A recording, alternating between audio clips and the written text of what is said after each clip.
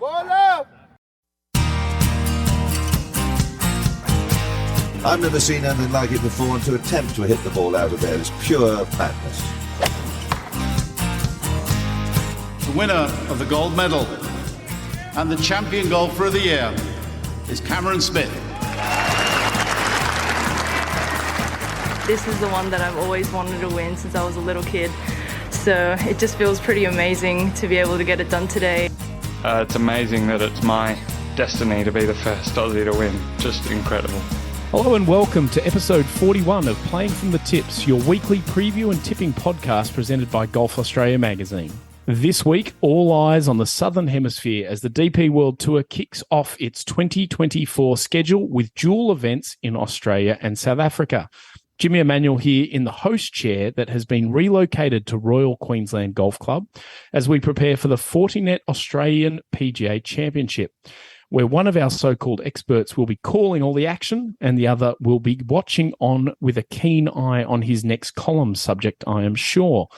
The latter of those is the golf podcast equivalent of Bill Dunk at the Aussie PGA, a constant presence and not very fond of travelling by plane. Rod Morrie, welcome. As a mate of mine's dad once said, the place you want to live life is two back, one off the rail. Never trapped, never out of it, but never attracting all the attention, Jimmy. That's where I like to live. Two back, one off the rail. Nice place. Okay. Yeah, very good. The next of the so-called experts is the Australian PGA equivalent is more recent.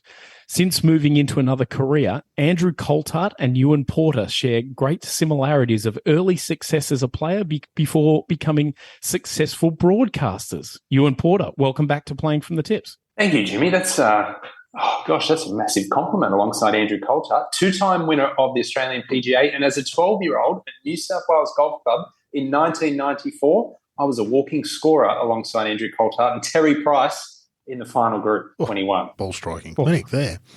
One of the nice guys. I saw Terry Price hit a crow the other day at the senior PGA, so there you go. There you go. Oh, my God. Good man, Andrew Coulthard. That's very. Billy Dunk's a good guy too, so that's a nice comparison there. Well done. Yeah, I'm looking after you. Nice, yeah, like we do every week. Before we jump into this week's golf, was there any highlights from last week for anyone? Rod, I'll start with you. I loved seeing Amy Yang win. I think if you're of a certain generation, you remember her winning at Royal Pines as a sort of schoolgirl all those years ago, which was just an extraordinary effort. I've always thought Amy Yang was going to win a US Open, Women's Open. She's been close a few times. She'd kind of fallen back. I mean, we hadn't seen her for quite a while, but yeah, what a treat. She's just such a genuine leader. Her smile lights up her. I watched a bit of the press conference afterwards. Her smile just lights up her. Oh, that was a fabulous story. $2 million. Good luck. Good luck to Amy Yang. That's a good week's work. So I thought that was a real highlight. It's a pretty good week to get your first win. Yeah, indeed. Ports, and 4 million that event next year too. They've doubled the winners purse. I know. It's extraordinary. After last year having the incident where they were accusing the players of not turning up at the dinner. So something happened in the year in between you, and the politics behind the scenes is fascinating there, but it's good to see. I'm guessing they showed up at dinner. That's what happened. If that's all it took, who knew? Yeah. Ports, any highlights for you last week? Well, apart from watching yourself call the Australian Senior PGA Championship, that was definitely the highlight. Outside of that, I mean, let's be honest, Ludwig Aubert and Nikolai Højgaard, we're going to pronounce it in proper Danish. I mean, seeing those two win, it's funny, isn't it, how quickly things have changed. 6-7 months ago, the golf world was talking about how European side was going to get annihilated at the Ryder Cup, and it was completely the opposite. And now we're seeing the young brigade of Europe take over the golf world and really take it by storm. And it's here to stay. We're going to continue to see it in years to come. And really, in general, what about Scandinavian golf? Yeah. I mean, it's the golden era for them, isn't it? Both male and female, they are dominating. Whatever they're doing there, all the golf bodies around the world need to replicate that because they've been so successful. Indeed. Game recognises game. This kid, Aubert, is a very special talent, is he not? He's not the huge personality in some ways, but my goodness, you look at the numbers and this kid is really something special. Yeah, the numbers, I think Sean Martin from the PGA Tour tweeted it today. His ball striking numbers were astounding. He's one of the longest. He's one of the straightest. Yeah. He's one of the best iron players. I've seen him play a little bit in Europe this year after he turned pro, and I was fascinated by. I mean, obviously he's a great golfer, but I was fascinated by. There was so much hype around him and so much talk at the time that he was going to potentially be on the Ryder Cup team, and he's only just turned pro. He's never played a major, blah blah. And he just took it all in his stride. He was so chilled. It was like he was just having a game with his mates. And that's honestly, it's not easy to do when there's so much hype around you. It's very easy to get caught up in it. And we've seen it happen with numerous players. And I think that's going to be the ace up his sleeve, is that he doesn't get too bothered or flustered by it. And I think he's here to stay. He doesn't have a glaring weakness at all in his game. And if you're going, he's almost like golf's Roger Federer. Roger Federer didn't have the biggest serve. He didn't have the best forehand. He didn't have the best backhand. He never had a weakness. And the whole package made him number one. And I think Ludwig will be number one at some point. It's the non-physical that's the X factor, isn't it, Jimmy? At the end Absolutely. of that, they can all hit it at that level. They can all hit amazing. They can all do incredible things. The difference is not that physical. There's an X factor, and he just seems to have it, because you're exactly right, Ewan. The scrutiny he's been under to keep standing up and performing. I've been waiting for him to stop performing, and he just hasn't. Clearly. And he's still yet to play a major. Yeah. So he'll play his first major at the Masters in April, which is incredible. He's won on both the two main tours. He's in the top 50 in the world rankings. It's unbelievable. But another highlight, I think, Dave Micheluzzi coming back and winning the Vic PGA. Like coming back to Australia and playing. He's now a DP World Tour member as of this week. And to come back and win the Vic PGA was very impressive. Yeah, and on last week's golf, we had 4 top 10s to take us to a total of 192 for the year, with 28 wins in 2023. But another week of no Logue. No wins. There you go. That's the way it works. That's right. Let's move on to this week. And first up is the Fortinet Australian PGA Championship, which returns to Royal Queensland for a 3rd straight year and 5th time overall, with Cam Smith, the triumphant defending champion, after he capped his spectacular 2022 with a win at a club where I'm quite certain he was a junior member. Every good Queensland golfer is a junior member at Royal Queensland, it seems. It's the Challenger PGA Tour of Australasia's richest event, co-sanctioned by the DP World Tour. There's an updated party hole. I know that'll interest you, Rod. But more importantly, a new media centre. Well, now I'm in. What do they got? What's the food like? Well, there was no food today. That comes tomorrow. But we're out of the cart storage in the back of the pro shop and into a purpose-built marquee. Very impressive. This is it. Whereabouts, Jimmy? Where is it? On the tennis courts, near where all the tournament HQ is. Yeah. That's a big upgrade. That's massive. You broadcast folk, I know, won't come too close to us, but that's okay, Ewan. You'll stick to you your won't own see it, Ewan, but nice to know that it's there and roughly the location of it. Yeah, good stuff. Of course, Cam is back this week at Royal Queensland, and it's a Royal Queensland that's currently softening and greening a little bit under some steady drizzle today, and there's more on the cards till sort of Wednesday, and hopefully it finds up, whereas last year we had massive weather delays at times, so hopefully better weather. And on Sunday, the latest winner of the Joe Kirkwood Cup will be crowned at the 2032 Olympic course that is ranked number 23 in Australia's top 100. Of course, Royal Queensland, Mike Clayton and his former business partners, John Sloan and Bruce Grant, undertook a dramatic renovation of in 2007. And it's fantastic. I mean, you've played there a little bit. You've covered a few events there. What are your thoughts on the new RQ? I like it. It probably took a little bit of getting used to. My first thought is that we should have a game there, Jimmy. I'm reciprocal. Royal Wellington, got reciprocal rights, so I can bring you out whenever you want. I actually played my very first event as a professional there, the 2001 Australian PGA, which makes me feel extremely old, but a completely different golf course. And it was a very tight, tree-lined parkland golf course. I think there were four holes on the other side of the Gateway Motorway, which have obviously all gone now. But I'm a big fan of the layout. And to be honest, the more Mike Clayton golf courses I certainly grasp where he's coming from. And I know it's a bit of a polarising design, Royal Queensland, a little bit like the Lakes in Sydney, where I was a member for many years. But I love both, and I love the options that you've got around Royal Queensland more than anything. And I think the general consensus that you've got a bit of room to drive the ball. So every golfer of every level can get off the tee and go and play their next shot. There's nothing overly intimidating about it. But for the elite player, you do have to think a little bit, because there is trouble if you want to have the best line for the approach shot. You've got to take on a little bit of trouble, and then from the approach shot is where the fun starts, because you miss a couple of greens there.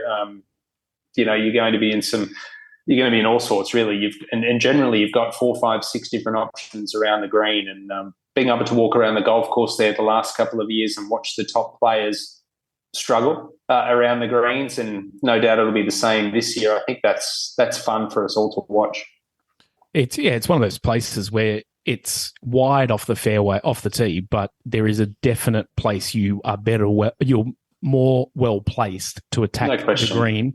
And then around the greens, because it's grainy as well, see a lot more straight-faced clubs chipping and pitching up the hills and everything like that. I know Adam Scott last year spent a lot of time with, mid-irons, sort of hitting pitch and runs during practice rounds, a lot of putters off the putting surface. So it's a really second-shot golf course and short game kind of golf course. So always good to watch that. In terms of players to watch, we get all the big name Australians back pretty much, with the exception of Jason Day. So you've got Cam joined by Adam Scott, Mark Leishman, Minwoo Lee, Micheluzzi, as mentioned before, and the list goes on. And then a couple of European big names as well in Adrian Maronk and Bob McIntyre as well. Any other names stand out in the field to you, Rod?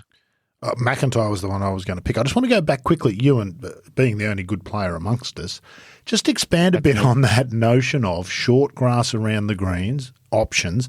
That makes it so much harder for good players than the rest of us, doesn't it? The rest of us can just pull a putter out and whack it on the green somewhere. But once you get that, I could hit anything from a 60-degree lob wedge to a 3-wood along the ground here, good players suddenly find themselves in a really awkward spot, don't they? That makes it harder for you guys, easier for us. I love that. It does, and I think it's probably a lot for the elite player. A lot of it is the indecision factor. Yeah. The fact that you're standing there and you think, well, I could play this with a 60. I could also play it with a putter, but a 3-wood might be the right play, or is it the bump and run? There's 4 or 5 different options, and you've got to commit to whatever you choose versus the typical one-dimensional stuff that we see really week in, week out on the professional tours. And even, I'm from Sydney. I live on a golf course that's got kikuyu grass, which most of them do up here, and that's very one-dimensional as well for the most part. So to be able to have those different options it's exciting. But I think those players with the best short games come to the fore, and lo and behold, Cam Smith won it last year. Yeah, and I think we'll see the same again this year. Yeah, I love the notion, Jimmy, that you could take any 3 players in this field, take them to next to one of the greens there, drop 3 balls, they'd pick 3 different shots, and all 3 of them could hit it within 3 feet. And that's what makes the game more interesting. I mean, the wide fairways, as Clates has often said, it's not about straight driving, it's about accurate driving. There's one side of the fairway that's going to be better than the other to be on. So, if you're a straight driver, great, you can hit it right to the spot where you want to. If you're a less than straight driver, as long as you're on that rightish side, you've got still a chance. But it gets interesting when the closer to the hole you get, the more difficult it gets for the better player. That, to me, is fascinating golf, because they're the shots we don't have, Jimmy. Well, I don't. Any of them, as you know, but that's where it gets interesting, I think.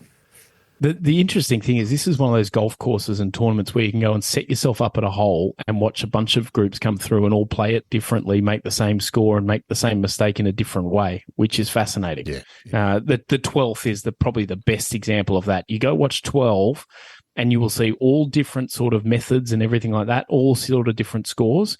But there's not one way to play it, which is thrilling. And like Ewan said, no surprise Cam Smith wins last year. And the year before, Jed Morgan played when he putted the dots off it, and his wedge play was better than everyone else's. Yeah, indeed. Pretty simple. Yeah, indeed. Ewan, it's not just a test of execution, though, is it? Cam Smith's the best short game player because he marries the shot required with the technique to be able to play it. You've got to be able to see the right shot, don't you? So it's not just the technical ability. All these guys can hit chips and pitches and all of their shots. You've got to pick the right one at the right time. Absolutely, and more than anything, you've got to commit to that shot, and it's not easy to do that under the pump. Especially if you've got a little scar tissue there as well, which a lot of the top players do. But I had the good fortune of watching Cam up close last year, and I still remember the 12th hole, which Jimmy was just referencing there. He hooked his tee shot left, and I think Warren Smith threw it down to me and asked me what I saw, and he was on his lie was basically on hard dirt, and I saw this shot underneath a tree up a bank and thought he'd be lucky to get it on the green, and next minute he pulls out the lobby straight over the tree, hits it to 3 feet. And I mean, Cam Smith's obviously a better golfer than what I am, but I have played at a decent level, and I did not in any way, shape or form see that shot, and it really just highlights what a true talent he is. I don't think many other players in the field would have seen that shot, and if they did, there's no way they would have pulled it off. It was just pure class. It separates the field, doesn't it, Jimmy? It does sort out the wheat from the chaff, a golf course like this. And what I like about this, A, most of these players won't see much of this kind of golf most of the year, and B, it really will tell you who's got all of the shots and all of the imagination, just not the execution. It was very telling that I spent a fair bit of time around the little short game area. There's a pitching green left of the practice fairway today with Aaron Pike, who was going through a bunch of different wedges he's got, trying to hit flighty little pitches in there and working out which one was going to come in at the best angle and which one was going to spin and he could hit different shots with. He's played a lot of golf at Royal Queensland. He knows exactly what he needs to do. So he went over there and spent a good hour or longer there just working on which wedge is going to go in and which is going to give him the best chance, which is a great indication of where the scores and results are going to come from this week. Speaking of golf nerds, golf and tournament, results, golf nerds, golf tournament. This one, if you're a golf nerd, right. You're going to love this week. Yep. Yeah. Speaking of results, let's get some tips. Ports, you may as well lead us off with who you think is going to win the Australian PGA. There's a couple of Europeans who are flying under the radar who have had really, really good years, and who I like their chances. First and foremost is a 20-year-old Northern Irishman, Tom McKibben, a winner this year at the Porsche European Open in Germany. Again, I've had the opportunity to watch him play up close. He's good friends with Rory. Rory sort of taken him under his wing a little bit, and great kid, awesome talent, knows how to get the job done. I think he'll be right there, and I also think Richard Mansell's got an Englishman's got a wonderful chance of winning his first DP World Tour event, because he's been close on many occasions and has all the game in the world and has a serious swagger as well, Richard Mansell. You watch him strut around a golf course and that guy just oozes stardom. Jimmy, sorry, I just want to ask Ewan, is it easier for the international players to come? Is there less pressure as an international player than as an Australian player coming to Royal Queensland for this event, particularly given we've only got 2 big events now in Australia? I think there's definitely less self-inflicted pressure on the Europeans that come over here, that's for sure, because, obviously, even though they're smaller purses in the grand scheme of things, I think every Australian grows up outside of the majors wanting to win our major events. And then also, with regards to the purses for these Europeans, I mean, to be honest, these are the lowest purses they'll play all year. It's almost, I don't want to say a holiday, but it's a fun way for them to start off the year in a warmer climate when it's starting to get really cold back home. It's a smaller purse, so they won't place too much great emphasis on it. The emphasis they do place is really on the Middle East to begin the year when they go and play in Dubai and Abu Dhabi. This is a nice, relaxing way for them to kick off the season. And, I think they come in here, most of them, not all of them, most of them fairly well rested and flying under the radar a little bit, and probably lower expectations too. Sorry, Jimmy. With that in mind, Rod, does that change your tip? Who do you like to win the Australian PGA?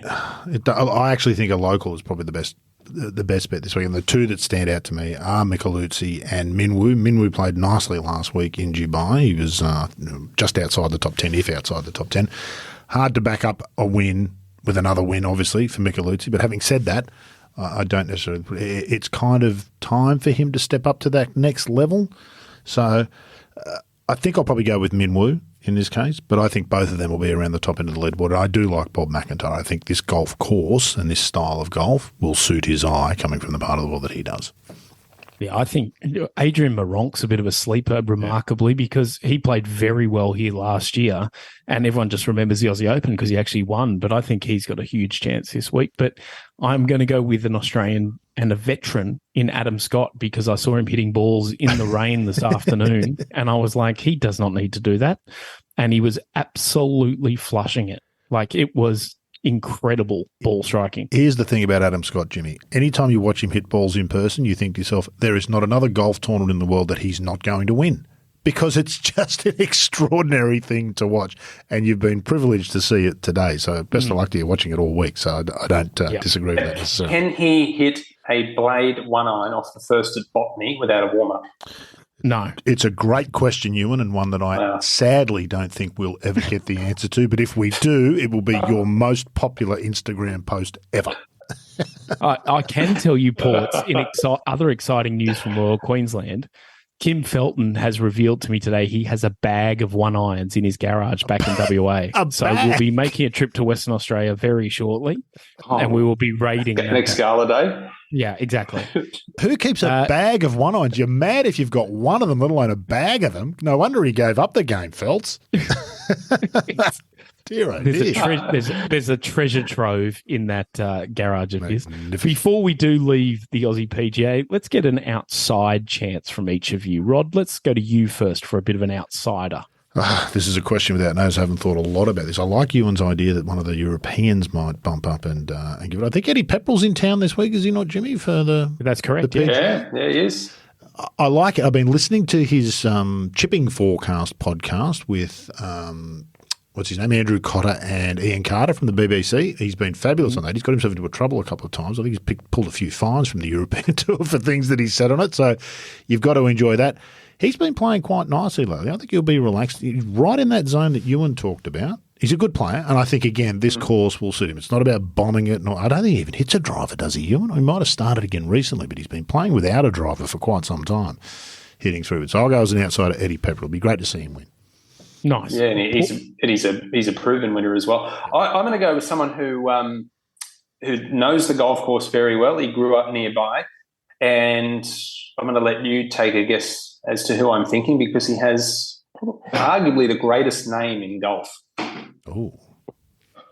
Oh, Maverick Antcliffe? Correct. Yeah, nice. Come on, mate. I like that. You can't beat Ryan Yip. Well, I mean, Maverick's great. He's got a great Instagram handle, but he's no Ryan Yip. Ryan Yip played he played with Jared Hack, with Knoxville, Tennessee, and who was the other one? Adam Schenk. Adam Schenk, that's right. That's right. Wonderful stuff. Wonderful. I am going to, for my outsider, he's not really an outsider week to week on the Aussie Tour, but he is in a bigger field here. Jared Felton, new putter in the bag potentially this week. Always a good ball striker. Sick of me making jokes about him taking Hannah's surname when they get married.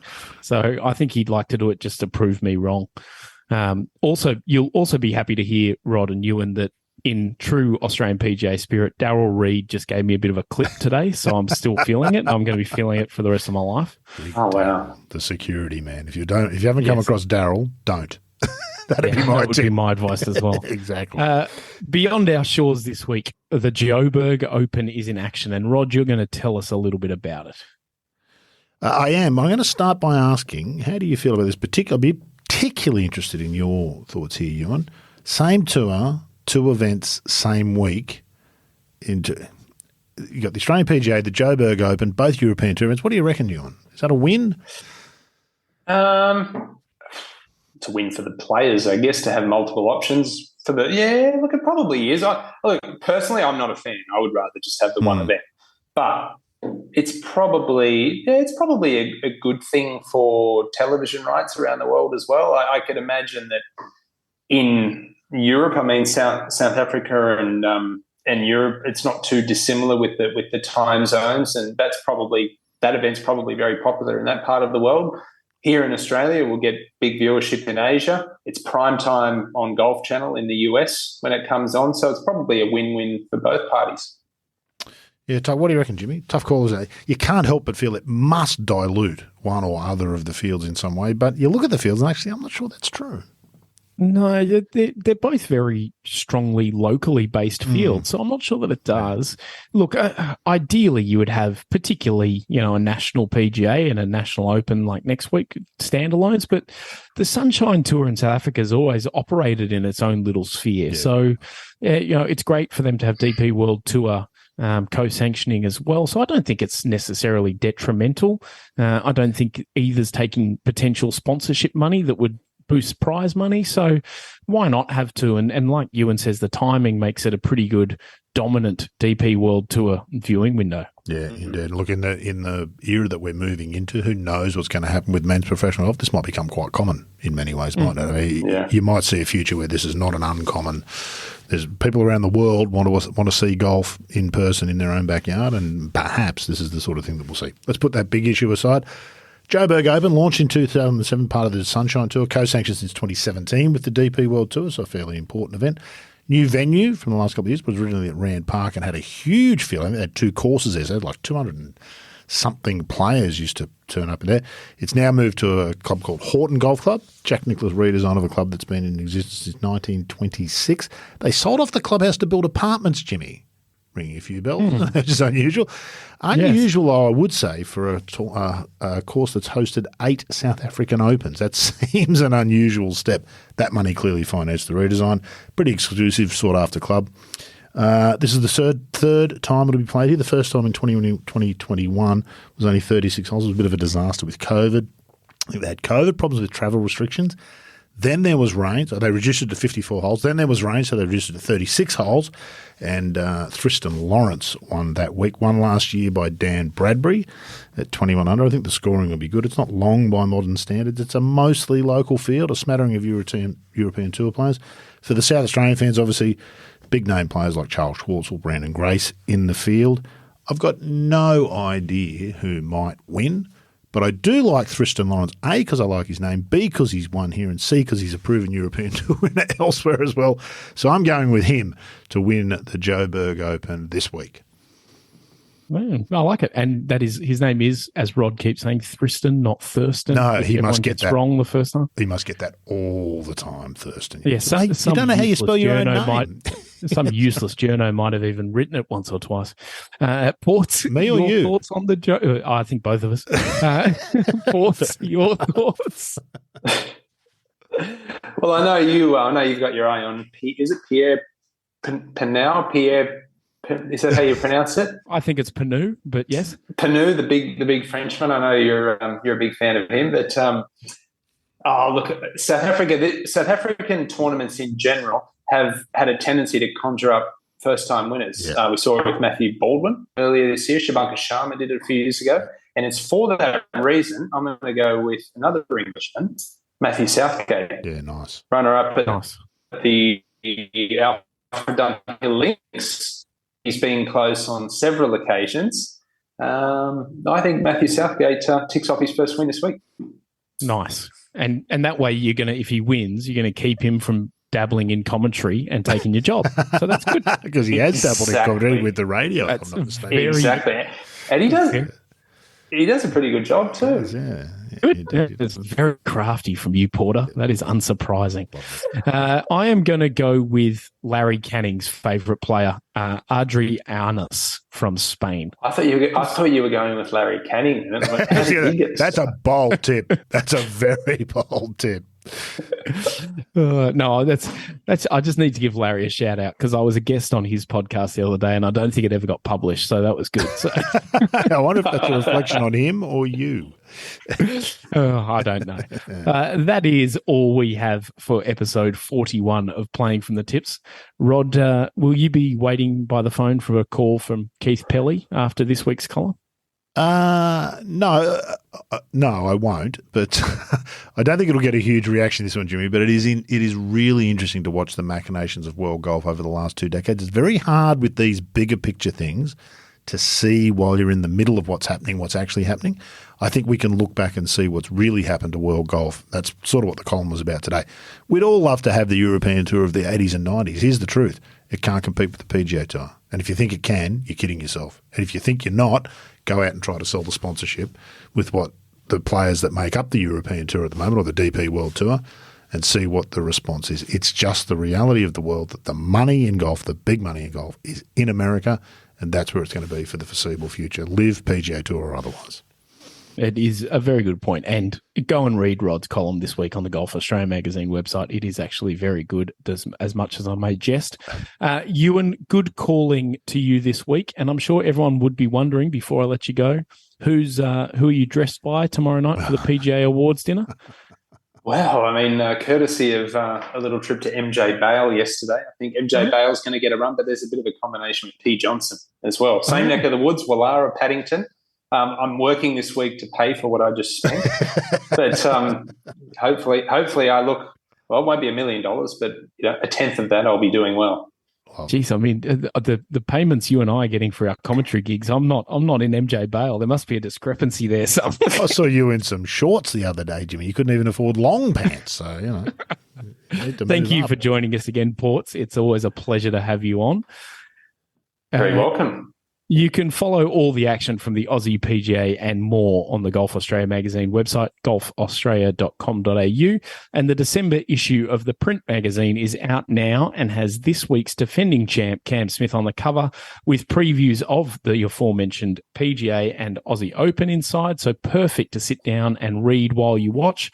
There's also the annual Christmas gift guide, a chat with Grace Kim, year in review, and the course designer of this week, Mike Clayton, on the future of Australian golf. And that is supposed to sound potentially foreboding. I'm not sure. I haven't actually finished reading the column yet. So it's, I'm sure, very good. Thank you for listening to episode 41 of Playing from the Tips, and we will be back next week.